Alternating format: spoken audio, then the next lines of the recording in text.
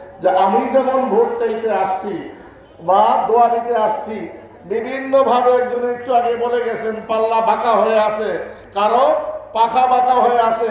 আমার বাঁকা পাল্লা নিয়ে কোনো কথা নাই, কিন্তু আমার কথা আছে নসিমপুরবাসীর ইমান বাঁচানোর প্রশ্নে কোনো ধরনের কম্প্রোমাইজ নেই। কথা ঠিক কিনা?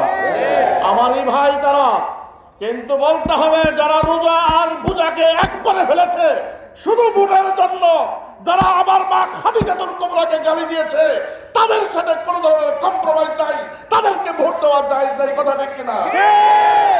শুধু কি তাই, উত্তরবঙ্গে এক জায়গাতে এই দেশে স্বীকৃত দেশদ্রোহী রাষ্ট্রদ্রোহী একজন মানুষ আছে, সে সকল হিন্দুদের বিরুদ্ধে গিয়ে কাজ করে, তার নাম গৌতম প্রামাণিক। কথা ঠিক কিনা?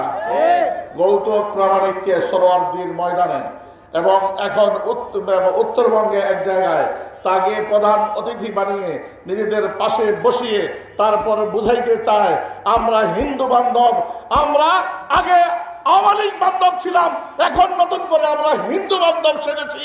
যারা আওয়ামী লীগ ফ্যাসিস্টদের বান্ধব ছিল তারাই আজকে হিন্দু বান্ধবের এই স্লোগান উঠাইছে। না হয় এদেশের হিন্দুরা সব সময় আমাদের নাগরিক ভাই ছিল। কথা ঠিক কিনা?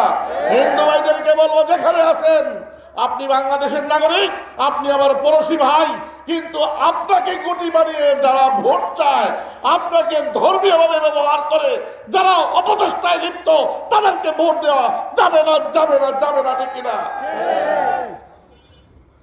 আমার কারো বিরোধিতা করার উদ্দেশ্য না, তারপরেও যেহেতু আপনি যদি ইবাদত মনে করা জান্নাতের সার্টিফিকেট মনে করে এই ভোট দেন, তাহলে এই ভোট দেওয়ার মাধ্যমে ঈমান হরণ হবে। কথা ঠিক কিনা?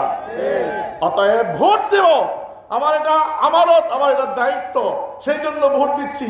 কিন্তু এই ভোটের মাধ্যমে আমি কি পেয়ে যাবো? জান্নাতের টিকিট পেয়ে যাব, এই ধরনের কথাবার্তা বলা বদ্দিনী কথাবার্তা। কথা ঠিক কিনা?